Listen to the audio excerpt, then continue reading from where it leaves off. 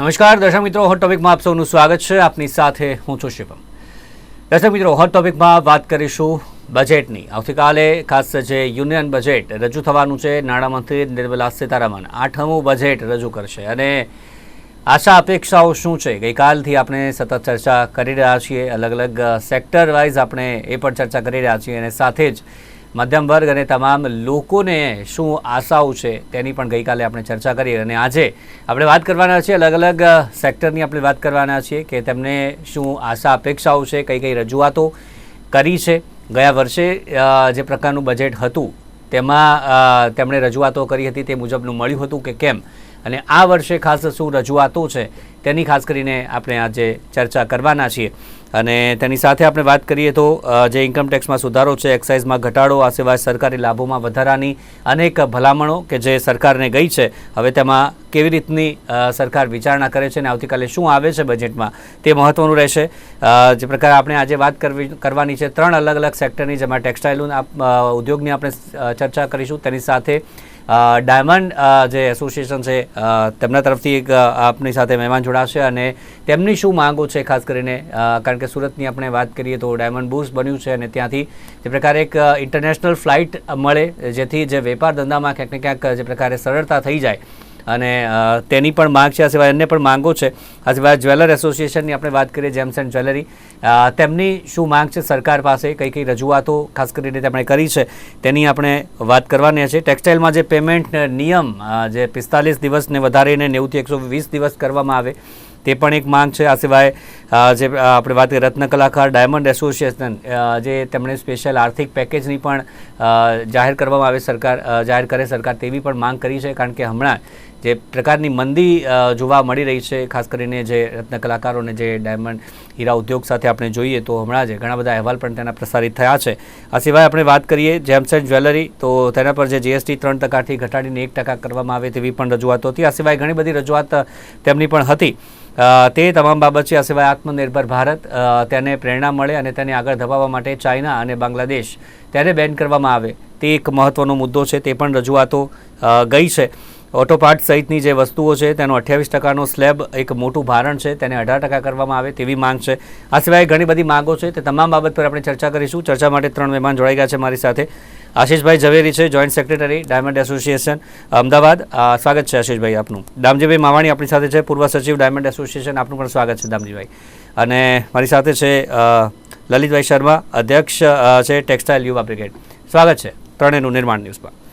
સૌથી પહેલાં તો જે પ્રકારે ગયા વર્ષની આપણે શરૂઆત કરીએ કે ગયા વર્ષે જે મળ્યું હતું, જે બજેટ આવ્યું હતું કેન્દ્રીય બજેટ, તે પહેલાં આપને કેવી આશા હતી અને બજેટ આવ્યું ત્યારબાદ શું રિએક્શન હતું અને ત્યારથી લઈને અત્યાર સુધી શું બદલાવ આવ્યા છે ખાસ કરીને તેની આપણે ચર્ચા કરવાના છીએ. ગયા બજેટથી આપને શું મળ્યું હતું તેની. આશીષભાઈ આપનાથી શરૂઆત કરીએ. સૌથી પહેલાં શું કહેશો?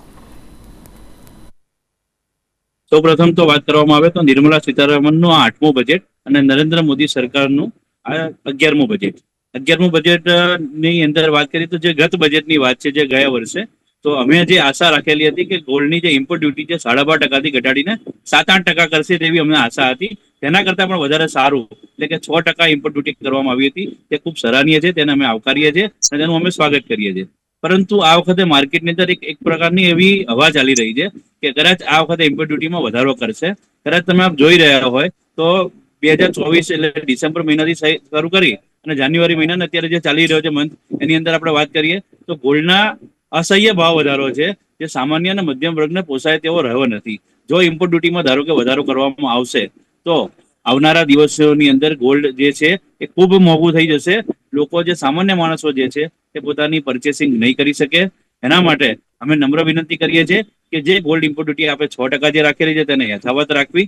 સાથે સાથે છેલ્લા ઘણા સમયથી અમારી એવી માંગણી છે કે જેમ ટેક્સટાઇલની અંદર ટેક્સટાઇલ પાર્ક બનાવવામાં આવે છે, તેમ સમગ્ર દેશની અંદર જેમ્સ એન્ડ જ્વેલરી માટે એક અલાયદું એટલે કે જ્વેલરી પાર્ક બનાવવામાં આવે. ધારો કે સુરત છે, ગુજરાતની અંદર અમદાવાદ છે અને એ જ પ્રકારે રાજકોટ છે. આ બધા જ એક કારીગરો માટે એટલે આર્ટિસનો માટેનું એક મોટું હબ ગણી શકાય છે. આપના કદાચ ધ્યાન માટે અને દર્શકોના ધ્યાન માટે ગુજરાતની જે જ્વેલરી જે છે એ સમગ્ર દેશમાં તો નહીં પણ સમગ્ર વિશ્વની અંદર જઈ રહી છે. ગુજરાતની અંદર જે જ્વેલરી તૈયાર થાય છે એ સૌથી વધારે સાઉથમાં પણ વેચાય છે અને સૌથી વધારે બહારની કન્ટ્રીઓમાં પણ વેચાય છે. જેમ દુબઈની અંદર ગોલ્ડ માટેનું જેમ એક માધ્યમ ગણી શકાય છે, તે પ્રકારે ગુજરાતની જે જ્વેલરી છે એ સમગ્ર દેશની અંદર જઈ રહી છે. માટે અને ખાસ કરીને જ્યારે નરેન્દ્ર મોદી સાહેબનું આ એક ડ્રીમ છે કે 5 ટ્રિલિયન ઇકોનોમી આપણે લઈ જવી છે, તો તેની અંદર આ મહત્વનું સેક્ટર ગણી શકાય, કારણ કે જ્વેલરી ઇન્ડસ્ટ્રી છે એમાં મહત્વનો પાયો સાબિત થશે. એટલે જ્વેલરી ઇન્ડસ્ટ્રીઝ માટે એક વ્યવસ્થિત એક કોઈ પ્રકારનું આ કાર્યક્રમ બનવો જોઈએ. અમે છેલ્લા ઘણા સમયથી આ જ્વેલરી પાર્કની ડિમાન્ડ કરી રહ્યા છે. ત્યારે અમને એવી આશા છે, જેમ ગયા વર્ષે અમે માગ્યું શું અને મળ્યું એનાથી વધારે, તો આ વખતે કદાચ એવું બની શકે કે કદાચ જ્વેલરી પાર્ક બનાવવા માટે આવે. લલિતભાઈ, આપ શું કહેશો? ખાસ આપની શું માંગ છે ટેક્સટાઇલ માટે? ખાસ કરીને આપણે વાત કરીએ તો ગયા વર્ષે શું મળ્યું હતું અને આ વખતે ખાસ શું રજૂઆતો છે? ये बड़ी विडंबना है कि जो कपड़ा सेक्टर जो है ना, वो पूरे भारत में सर्वाधिक रोजगार देने वाला सेक्टर है खेती के बाद में. कृषि जो है हमारे देश का मुख्य जो काम है, उसके बाद में अगर कोई चीज है तो वो है कपड़ा. इसके अंदर प्रत्यक्ष और परोक्ष रूप से करोड़ों लोग जो है वो जुड़े हुए हैं. लेकिन देखा जाए अगर किसी भी बजट के अंदर हम देखते हैं तो कपड़ा सेक्टर को विशेष रूप से कुछ भी दिया नहीं जाता है. इसके अतिरिक्त जो है वो एमएसएमई का जो इनकम टैक्स का जो 43BH जो है, उसके तहत पिछले साल भी तकलीफ आई थी और इस साल वापिस मतलब पूरे साल कुछ होता नहीं है. ये नियम आ गया था पहले ही, पिछले साल इंप्लीमेंट में आ गया था. लेकिन एक चुनावी रैली के अंदर आदरणीय वित्त मंत्री जी निर्मला सीतारमण जी बोली थी कि इसके अंदर कुछ सुधार किया जाएगा, देखा जाएगा इसके बारे में. लेकिन चुनाव के बाद में सरकार बनी और सरकार के बाद में जो उनका बजट पेश हुआ, उसके अंदर इसकी कोई भी तरह की चर्चा नहीं की गई. हमारे कहने का मतलब ये है कि पूरी साल जेम तेम जैसे चल रहा है वैसे ही चल रहा है.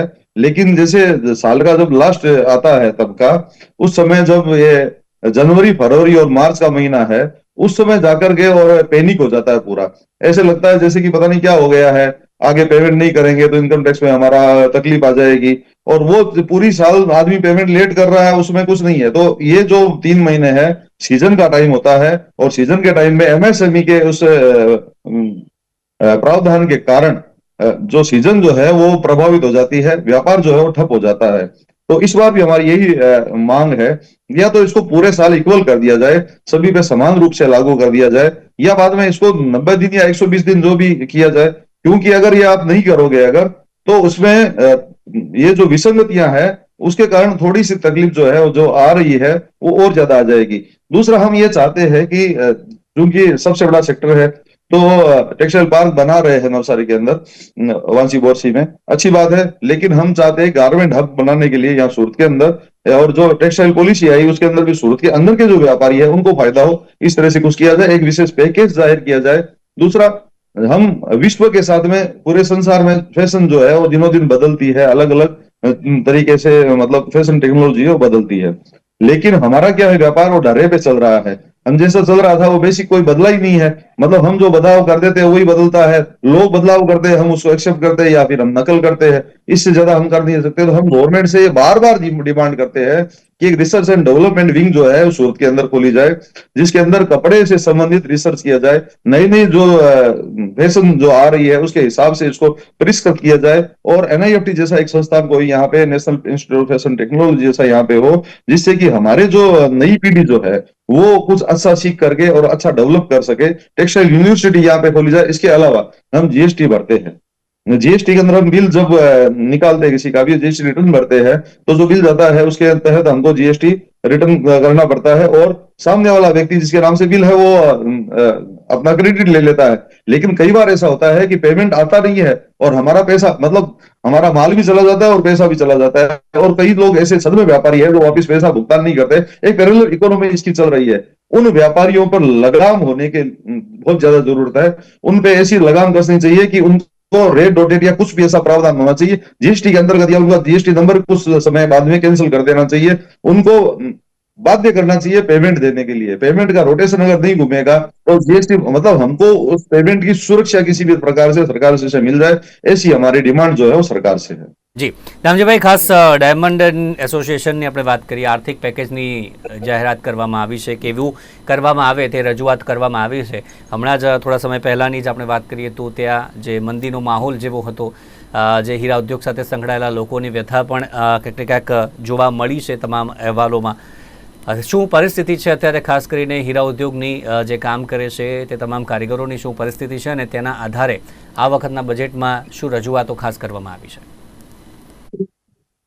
જી, ગત બજેટની વાત કરીએ તો ગત બજેટની અંદર સુરતના કેન્દ્રીય મંત્રી દર્શનાબેન જરદોશ દ્વારા ડાયમંડ ઇન્ડસ્ટ્રી માટે ખૂબ રજૂઆત કરવામાં આવી અને નિર્મલા સીતારામને ગત બજેટની અંદર લાઈવ પ્રસારણની અંદર બજેટ ચર્ચામાં ડાયમંડ ઇન્ડસ્ટ્રીનું નામ એ ઇતિહાસમાં પ્રથમ વખત લાઈવ બજેટની અંદર ડાયમંડ ઇન્ડસ્ટ્રીનો ઉલ્લેખ કરવામાં આવ્યો. અમારી ગત બજેટની અંદર મુખ્ય માંગ જે હતી એ ફોરેનથી જે બ્રોકન હીરો ડાયમંડ આવે એને પોલિશ ગણીને એની ઉપર 5% લેવી નાખવામાં આવી. આ લેવી દૂર કરવાની અમારી મુખ્ય માંગણી ગત બજેટની અંદર હતી અને એ સરકારે માન્ય રાખીને એ લેવી દૂર કરવામાં આવી અને જે બ્રોકન ડાયમંડ્સ છે એને રો મટીરિયલ ગણવામાં આવ્યું. એ અમારી જૂની માંગ હતી, પૂરી થઈ. હવે અત્યારે આપણે જેમ કહ્યું એમ મંદીનો માહોલ છેલ્લા 2 વર્ષથી આ ઇન્ડસ્ટ્રીની અંદર છે. આ મંદીની અંદર જે નાના અને માઇક્રો યુનિટ છે એ યુનિટના માલિકોને ખૂબ તકલીફ પડી છે અને ઓફિસ સ્ટાફમાં જેવા ગેલેક્સી હોય, સરીન હોય, એમના કર્મચારીઓને કામ ઓછું થયું છે, કામ ઓછું મળતું થયું છે. પરંતુ વર્કરની બાબતમાં જોઈએ તો વર્કરને કામમાં ઘટાડો ચોક્કસ થયો છે, પરંતુ વર્કર હમણાં હાલ બેકાર હોય એવું અમારા ધ્યાનમાં નથી. એટલા માટે કે 1.5 મહિના પહેલા એક ચેનલના માધ્યમથી અમે કહ્યું હતું, વર્કર યુનિયનના ભાવેશ ટાકરે પણ અમે કહ્યું હતું કે જેટલા પણ વર્કર્સને કામ ન મળતું હોય તો અમારી પાસે મોકલો, અમે કામે બેસાડી દઈએ. કારણ કે લેબગ્રોન ઇન્ડસ્ટ્રી આવતા ઘણા બધા વર્કરને કામ કરવાની તક મળી ગઈ છે અને પુષ્કળ પ્રમાણમાં અત્યારે લેબરની જરૂરત છે. એટલે વર્કરને ખાસ તકલીફ નથી, પણ નાના યુનિટ ધારકોને ઘણી બધી તકલીફ આવી છે અને નેચરલ ડાયમંડની અંદર ઘણા બધા યુનિટો બંધ થયા છે. કેટલાક લેબગ્રોનમાં જોડાયા છે ને કેટલાકે ધંધાનો ટ્રેન્ડ બદલી નાખ્યો છે, બીજા વ્યવસાય સાથે જોડાયા. એટલે આ વખતે અમારી માંગ બજેટની અંદર જે આર્થિક પેકેજની જાહેરાત ડાયમંડ એસોસિએશન દ્વારા ગઈકાલે માંગણી કરવામાં આવી કે ભાઈ રત્ન કલાકારો માટે આર્થિક પેકેજ જાહેર કરો. તો એ સ્વાભાવિક છે કે ભાઈ મંદીનું માહોલ છે ને એનું વેતન ઓછું થયું છે એટલે એમના માટે આર્થિક પેકેજ જાહેર કરવામાં આવે. પણ મોટા ભાગની આવાસ યોજના હોય કે સરકારની આરોગ્યની યોજના, એમાં રત્ન કલાકારોનો પણ સમાવેશ થતો જ, બધા જ વર્કરોનો એમાં સમાવેશ થતો હોય છે. એટલા માટે એને સ્પેશિયલ કોઈ આવાસ માટે કે આરોગ્ય માટે રત્ન કલાકારો માટે સ્પેશિયલ સરકાર કરે એવું તો અમારા માનવામાં નથી આવતું, કારણ કે બધા જ વર્કર્સ માટે એ તો યોજના લાગુ પડતી હોય છે. પરંતુ આ વખતે ખાસ મારી દ્રષ્ટિએ સરકારે કેન્દ્રીય બજેટની અંદર ગ્રામ્ય લેવલ, રૂરલ એરિયાની અંદર રોજગારીની તકો ખૂબ મોટી ઊભી થાય અને ગામડાઓ ધમધમતા થાય એના માટે આ હીરા ઉદ્યોગ છે એ ગામડાઓમાં ખૂબ પ્રસરેલો છે. ગુજરાતના તમામ ગામડા, ઉત્તર ગુજરાત હોય, સૌરાષ્ટ્ર હોય, આદિવાસી બેલ્ટમાં પણ અમારા યુનિટો આવેલા છે. તો ગામડાની અંદર રોજગારી ઊભી થાય એના માટે આ એક સેક્ટર એવું છે કે ઓછા ઇન્ફ્રાસ્ટ્રક્ચરમાં અને ઓછા રોકાણની અંદર યુનિટો ચાલુ થઈ શકે. એટલે સરકારને રોજગારી ઊભી કરવા માટે પુષ્કળ ખર્ચો કરવો પડતો હોય છે. તો આ ઇન્ડસ્ટ્રી એવી છે કે ઓછા ખર્ચે રોજગારી ઊભી થઈ શકે એમ છે અને ફોરેન એક્સચેન્જ આ ઇન્ડસ્ટ્રી ખૂબ વિપુલ પ્રમાણમાં કમાઈ આપે છે. તો ટ્રાઇબલ બેલ્ટની અંદર અને રૂરલ એરિયાની અંદર ખાસ નાના અને માઇક્રો યુનિટને પ્રોત્સાહિત કરવા ખાસ પેકેજ આપે તો આ ઇન્ડસ્ટ્રીને બુસ્ટર ડોઝ મળે. અને કેટલીક મહિલાઓ પણ યુનિટો ચલાવી રહી છે અને ટોટલી યુનિટની અંદર મહિલાઓ કામ કરે છે. તો આવા મહિલાઓ જે કામ કરે છે એને સ્પેશિયલ મહિલાઓનો દરજ્જો આપીને એને પણ વિશેષ પેકેજ આપવામાં આવે તો મહિલાઓને પણ રોજગારી મળે અને નાના નાના ગામડાઓમાં અને ટ્રાઇબલ બેલ્ટમાં આખી રોજગારીની તકો ઊભી થાય. એના માટે અમારી માંગ છે. जो बात करें 45 दिन वो जो पेमेंट सिस्टम है उससे अभी क्या क्या तकलीफें जो सामने आई है अभी तक जो, और आपको लगता है कि ये बजट में उसमें आपका कुछ म्यूट है, काम हो म्यूट कर दिया पाएगा? पहले। जी ललित जी आवाज़ नहीं आ रही थी, अभी आवाज़ आ रही है आपको? हाँ म्यूट की। जी, जो हाँ 45 जी, आ दिन का रही है। पेमेंट नियम है उससे अभी तक क्या कौन कौन सी समस्याएं जो हम बात करें तो वो हुई है, और उसके साथ आपको लगता है कि ये नियम जो है उसमें बदलाव कल हो जाएगा? देखिए, उम्मीद पर तो दुनिया कायम है। हम्म।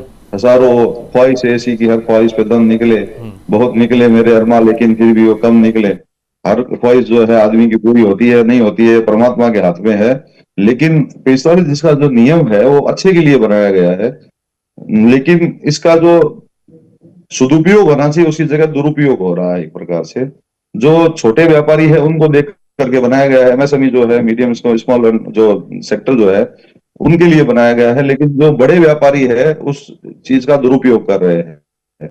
पिछले साल जब ये नियम लागू होने वाला था तो बड़े व्यापारियों ने मतलब बाकायदा अपने ग्राहकों को लेटर जारी किया था कि हम एमएसएमई के अंतर्गत नहीं आते हैं और हमारा कोई ऐसा नियम नहीं है, 45 दिन के बाद भी पेमेंट करो अगर तो हमारा आपको कोई भी तरह की तकलीफ नहीं आएगी। तो एक किसी न किसी प्रकार से एक विसंगति जो है, वो एक दरार जो होती है वो पैदा हो जाती है छोटे और बड़े के बीच में। वो चीज जो नहीं होनी चाहिए। व्यापार जो है, बड़ा हो आदमी चाहे छोटा हो, व्यापार अपनी तरीके से सब करते हैं।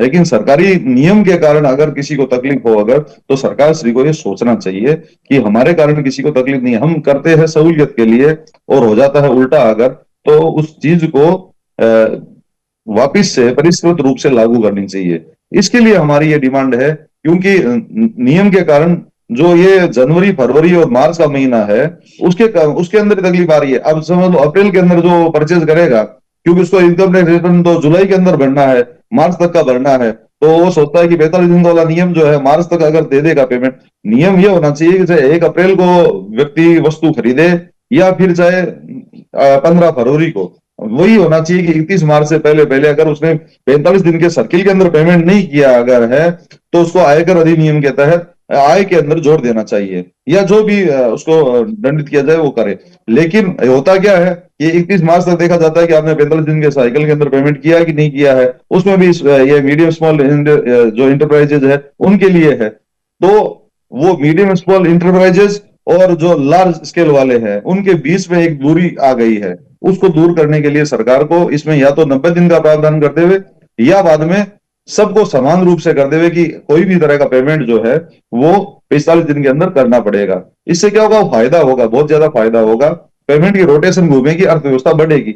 वो निश्चित बात है कि जितना रोटेट होगा पेमेंट उतनी हमारी अर्थव्यवस्था बड़ी दिखेगी। लेकिन वो बेनिफिट अभी नहीं हो रहा है, उसका उल्टा नुकसान हो रहा है। तो हम ये चाहते हैं कि कल जो बजट हो उसके अंदर कुछ ऐसा प्रावधान वित्त मंत्री जी कर देवे कि नियम सही तरीके से लागू होकर के व्यापारियों को उसका, हर व्यापारी को, प्रत्येक व्यापारी को, चाहे छोटा हो चाहे बड़ा हो, हर व्यापारी को उसका फायदा हो। इस प्रकार से हम चाहते हैं કે કાપડ ઉદ્યોગ આપણે વાત કરીએ, માત્ર સુરતનું જે કાપડ ઉદ્યોગ છે દરરોજ 2 કરોડ મીટર કાપડનું ઉત્પાદન કરે છે, અને તેના જ કારણે જે પ્રકારે ખાસ માંગ છે અને તેમાં વિચાર કરવો ખાસ જરૂરી છે. ખાસ વાત કરીએ આશીષભાઈ, જે ઇન્ડસ્ટ્રીઝની ખાસ વાત કરીએ જેમ્સ એન્ડ જ્વેલરીમાં, અને તેની સાથે ગ્રાહકોની વાત કરીએ, બધાનું ભારણ ઓછું થાય તેના માટે જે જીએસટીની મેં હમણાં વાત કરી તેમાં શું સુધાર કરવો જોઈએ, ને તેની સાથે અન્ય કઈ કઈ માંગણીઓ કે જે આ વખતે ખાસ સૂચવવામાં આવી છે? ખાસ કરીને જીએસટી ની વાત છે તો જીએસટી કાઉન્સિલની અંદર સમગ્ર દેશના નાણામંત્રીઓ જે છે દરેક રાજ્ય સરકારના એ લોકો જોડાયેલા છે. ધારો કે આપણી કોઈ રજૂઆત હોય તો આપણે આપણા ગુજરાતના નાણામંત્રી આપણે આપણી રજૂઆત કરીએ તો જીએસટી કાઉન્સિલર આપણી રજૂઆત મૂકતા હોય છે, અને બધા જ નાણામંત્રીઓ ભેગા થઈ અને વિચારી અને કરતા હોય છે. હમણાં જ વાત કરીએ તો એક નાની વાત કરું, કદાચ આ મુદ્દાથી થોડા બહાર નીકળીને, તો પોપકોર્ન જેવી વસ્તુ પર પણ ટેક્સ નાખવામાં આવ્યો છે. ખૂબ એમ કહી શકાય કે સરકારને દરેક જગ્યાથી લઈ લેવું છે. તો નાની નાની વસ્તુઓ પર અત્યારે ના રાખવો જોઈએ ટેક્સ, અને એવી વસ્તુઓ પર ટેક્સ રાખવો જોઈએ. કારણ કે જીએસટી ની વાત કરીએ તો ગોલ્ડ ઇન્ડસ્ટ્રીની અંદર સ્પેશિયલ 3% છે, તો એ ખૂબ વ્યાજબી છે, ત્યારે આપણે સરાહનીય ગણી શકીએ છીએ, કારણ કે એક સ્પેશિયલ કેટેગરીની અંદર છે. તો ખાસ કરીને જો જોવામાં આવે તો હું બંને વસ્તુ કહીશ કે આપણો હક પણ છે ને આપણી ફરજ પણ છે. આપણો હક અને ફરજની અંદર એવું છે કે કોઈ પણ ઈમાનદાર વ્યક્તિને ઇન્કમટેક્સનો જ્યારે પે કરે છે પોતે, ત્યારે એને એક સુખદ અનુભવ થવો જોઈએ. સુખદ અનુભવ એટલા માટે કહી શકું છું કે ધારો કે સમજો કે હું વર્ષે દાડે 5 લાખ રૂપિયા કે 2 લાખ રૂપિયા હું ઇન્કમટેક્સ ભરતો હોઉં, તો 2-5 લાખ રૂપિયા જયારે ઇન્કમટેક્સ ભરતો હતો તેની સામે મને રોડ, રસ્તા, લાઇટ, ગટર, પાણી આ બધી સારી સુવિધા જોઈએ. અત્યારે આ સરકાર જે છે એ ખૂબ સારા અને સુંદર કાર્ય કરી રહી છે, પરંતુ હજી પણ ઘણું ડેવલપમેન્ટ આપણા માટે જરૂરી છે. સાથે સાથે આપણે નાગરિકોએ પણ સાથે સુધરવું પડશે અને ઈમાનદારીથી આપણે ટેક્સ પણ પે કરવો પડશે અને સાથે સાથે સુવિધા માટેની માંગણી પણ કરવી પડશે. સરકારને બંને બાજુ વિચારવાનું છે. જો બજેટ જે વસ્તુ એવી છે કે 100 રૂપિયા ક્યાંથી આવશે અને 50 રૂપિયા સરકાર ક્યાં વાપરશે, એનું જ નામ આ બજેટ છે. એટલે બજેટની અંદર ખૂબ સારી બાબતોને જો એ લોકો આવકારી લેશે, સાથે સાથે સમગ્ર રાજ્યની અંદર, સમગ્ર દેશની અંદર જેટલા પણ રાજ્યો આપણે આવેલા છે એ બધા જ રાજ્યોને વિચારી અને આ કામગીરી કરશે. દમજીભાઈ, ખાસ જે ડાયમંડ એસોસિએશન ની વાત કરીએ તો જે ઉદ્યોગમાં વધારો થાય, ખાસ કરીને જે વેપારમાં વધારો થાય, ડાયમંડ બુર્સ પણ હવે જે પ્રકારે છે, તો તેના માટે ખાસ જે ઇન્ટરનેશનલ ફ્લાઇટ છે તેની પણ માંગણી કરવામાં આવી છે. તો આના મુદ્દે ખાસ કઈ કઈ માંગણીઓ છે વેપાર વધારા મુદ્દે? જી, સુરતની અંદર વિશ્વ કક્ષાનું એક લેટેસ્ટ એટલે કે સારામાં શ્રેષ્ઠ બિઝનેસ હબ ડાયમંડ બુર્સ બન્યું છે, સુરત ડાયમંડ બુર્સ. અને એને લઈને ઇન્ટરનેશનલ ફ્લાઇટ છે, દુબઈ હોય, હોંગકોંગ હોય, અમેરિકા, તો ઇન્ટરનેશનલ ફ્લાઇટ્સમાં અહીંયા સુરતમાં વધારો થાય એના માટે માંગણી કરી છે. અને આ વેપારને વ્યાપક પ્રમાણમાં પ્રમોશન થાય એના માટે સરકાર અહીંયા ડ્રીમ સિટીમાં કંઈક વિશેષ એવી સગવડતા આપે કે જે ડાયમંડ બુર્સ નિર્માણ થયું છે એ ડ્રીમ સિટીની અંદર દુબઈમાં જેમ રફ રો મટીરિયલનું ઓપ્શન થાય છે અને ત્યાં આફ્રિકાથી રો મટીરિયલ આવે છે, બેલ્જિયમથી આવે છે, એ દુબઈ જે હબ છે ત્યાં રો મટીરિયલનું, એ હબ સુરત કેવી રીતે બને એ દિશામાં સરકાર હારે ખૂબ કોમ્યુનિકેશન ચાલી રહ્યું છે. ગોવિંદ ભગત જે રામકૃષ્ણ એક્સપોર્ટના ચેરમેન છે એ રાજ્યસભામાં પણ છે. એમના થકી અત્યારે સરકાર સાથે આ બધી સગવડતા અને પ્રમોશન માટે ખૂબ વાતચીત ચાલી રહી છે. અને બીજું ખાસ સેગમેન્ટ જે નવું છે એ લેબગ્રોન ડાયમંડ છે. લેબગ્રોન ડાયમંડના કારણે આજે આ નેચરલ ડાયમંડની મંદી છે એ અમે પચાવી શક્યા છીએ. અને લેબગ્રોન ડાયમંડના કારણે રત્ન કલાકારો આજે સારી સ્થિતિમાં છે. જો લેબગ્રોન ડાયમંડ ન હોત તો અત્યારે રત્ન કલાકારોની હાલત ખૂબ કફોડી હોત. એટલે લેબગ્રોન ડાયમંડ જે સેગમેન્ટ છે એ આ ઇન્ડસ્ટ્રીનું એક વરદાન રૂપ સેગમેન્ટ છે. અને લેબગ્રોન ડાયમંડની અંદર ખૂબ વ્યાપક અત્યારે તકો રહેલી છે. એટલે ફોરેન એક્સચેન્જ કરવા માટે આ મેક ઇન ઇન્ડિયાનું જે પ્રધાનમંત્રીનું સૂત્ર છે એ લેબગ્રોન ડાયમંડને ખાસ લાગુ પડે છે. એટલે કેન્દ્રીય બજેટની અંદર એક ખાસ એવા ઝોન જાહેર કરવામાં આવે કે જ્યાં વીજળી સસ્તી મળે. કારણ કે લેબગ્રોન ડાયમંડ જે ગ્રો થાય છે ઇન્ડિયાની અંદર એમાં મુખ્ય કોઈ જો રો મટીરિયલ હોય તો એ વીજળી છે. એટલે આ પાવર જે છે એ સસ્તો થાય તો આજે ખૂબ આ ઇન્ડસ્ટ્રી વિપુલ પ્રમાણમાં ફૂલે ફાલે એમ છે અને રોજગારી તકો ઊભી થાય એમ છે. ત્યાંથી જે આપણે એક્સપોર્ટની વાત કરીએ કે ત્યાંથી આવતા હોય ખાસ કરીને જે વેપારીઓ, તો કયા કયા દેશો એવા છે ફટાફટ કે જ્યાંથી ડાયરેક્ટ ફ્લાઇટ બનાવવામાં આવે તો સીધો ફાયદો થઈ શકે છે? દામજીભાઈ, ફાર ઇસ્ટમાં હોંગકોંગ, બેંગકોંગ છે, પછી ચાઇના છે, અને ખાસ કરીને દુબઈ અને યુરોપમાં લંડન અને દુબઈની અંદર જે ફ્લાઇટ અત્યારે ચાલે છે પરંતુ એની ફ્રીક્વન્સી વધે, અને અમેરિકા જેવા દેશો છે એમાં ડાયમંડની ખૂબ ખપત છે. એટલે આ બધા દેશોમાં ફ્લાઇટનું કનેક્શન વધે તો આ इंडस्ट्री खूब फायदे है। अभी शॉर्ट में आपका जवाब जो है, जिस प्रकार से एमएसएमई की बात की हमने, जो लघु उद्योग की बात करें तो बहुत हमारे वहाँ उत्पादन बहुत सारा होता है, लेकिन फिर भी चाइना से हम बहुत पीछे रह जाते हैं और आत्मनिर्भर भारत के लिए चाइना और बांग्लादेश दोनों को बैन करने की भी मांग अभी हो रही है सरकार को, तो उसके लिए आपका क्या कहना है? शॉर्ट में जवाब जल्दी से। काफी टाइम से ये डिमांड जो है हमारे द्वारा की जा रही है कि जो एंटी डंपिंग ड्यूटी जो है ना कपड़े के ऊपर और खास करके गारमेंट सेक्टर के अंदर लगा दी जाए, क्योंकि चाइना का सीधा इंपोर्ट कम होता है, डंप होकर के बांग्लादेश के थ्रू ज्यादा हो रहा है। तो वो दूसरा, बांग्लादेश क्राइसिस के बाद में आप देखिए बाजार से इसे पता चलता है जैसे शेयर मार्केट है, तो जितने गारमेंट सेक्टर के जो शेयर है वो बांग्लादेश क्राइसिस के बाद में बूम पर है, और मार्केट जब डाउन हुआ था तब भी वो स्थिर थे और बाद में वो बढ़ गए। तो उसका कारण ये है कि हम जो इंपोर्ट जो हो रहा है उसके कारण कपड़ा सेक्टर जो है वो प्रभावित हो रहा है। तो सरकार से हम ये निरंतर डिमांड करते आ रहे हैं कि जो इंपोर्ट जो हो रहा है उसके अंदर लगाम लगाई जाए या इंपोर्ट ड्यूटी बढ़ाई जाए, जिससे कि हम उस कंपटीशन के अंदर थोड़ा सा हमको भी सहूलियत हो सके, हमको राहत मिल सके। और जैसे बांग्लादेश के अंदर आज देखिए, बांग्लादेश छोटा सा देश है और उसकी इकोनॉमी जो है ग्रोथ कर रही है, उसका कारण यही है खाली कि वहाँ गारमेंट सेक्टर को इतनी सुविधाएं दी गई है और गारमेंट सेक्टर वहां पे डेवलप हो गया है। तो एक गारमेंट हब जो है यहाँ सूरत के अंदर एक विकसित करना चाहिए, जिससे कि सूरत जो है वो कंपटीशन के अंदर मुकाबला कर सके पूरे विश्व के अंदर। ટૂંકમાં જલ્દીથી જે ગોલ્ડ મોનેટાઇઝેશન સ્કીમને પ્રોત્સાહન આપવાની વાત છે અને સાથે જ જ્વેલરી પર ઈએમઆઈની પણ વિચાર કરવા માટે સરકારને માંગ છે, શું એમનું આપનું શું મંતવ્ય છે તેના માટે ફટાફટ જલ્દીથી? ફિઝિકલ ગોલ્ડ અને સોવરેન બોન્ડની જે વાત છે, તો સોવરેન બોન્ડ તો કંઈક હમણાં થોડાક સમય માટે સ્કીમ બંધ કરેલી છે, કારણ કે જે રીતે વધતા જતા ભાવ છે તે રીતે સરકારને એની પર જેનું સમજો કે વ્યાજ પણ આપવું પડે છે ને સાથે સાથે જે તે વખતે ગોલ્ડના રેટ પ્રમાણે એના પેમેન્ટ કરવા પડતા હોય છે. એના માટે જ કદાચ એવું માની શકાય કે આપણે ગયા વર્ષે ઇમ્પોર્ટ ડ્યુટી કદાચ ઘટાડી હશે, પરંતુ મને એવું લાગે છે કે ફિઝિકલ ગોલ્ડની અંદર અત્યારે લોકો ખૂબ જ માધ્યમથી જોડાતા હોય છે, અને ફિઝિકલ માધ્યમના જોડાવા માટે ફાયદો એ છે કે એની ટાઈમ મની, એટલે ગમે ત્યારે પણ એમને જોઈતો તો મની મળી શકે છે. એટલે સરકાર પેપર ગોલ્ડ પર એટલા માટે પ્રમોટ કરે છે કે જેથી કરીને ઇમ્પોર્ટ ઓછું થાય. પરંતુ આપણો જે ભારત જે છે, ભારત દેશની અંદર સોનાનું અને ચાંદીનું જે પ્રમાણ જે છે એ ભારતના નાગરિકોની અંદર આપણા વ્યવહારોની સચવાયેલું છે, જેથી કરીને સમજો કે કોઈ પણ નાના મોટા પ્રસંગોની અંદર આપણે સોનું અને ચાંદી ભેટ આપતા હોઈએ છીએ. માટે ભારતની અંદર સોના અને ચાંદીની અંદર ખૂબ મોટા પ્રમાણની અંદર વેચાણ પણ થાય છે, અને સાથે સાથે લોકોની સાથે તેની કહી શકાય કે સંપત્તિ પણ પોતાની છે. તો ઘણી બધી ચર્ચા કે જે આમાં થવા લાયક છે, કારણ કે માંગો પણ એટલી જ છે, બજેટથી આશાઓ પણ ઘણી બધી છે, પરંતુ ખાસ કરીને વાત કરીએ તો બજેટ આવતીકાલે આવશે ત્યારે શું આવશે બજેટમાં તે પણ ચોક્કસથી મહત્વનું રહેશે.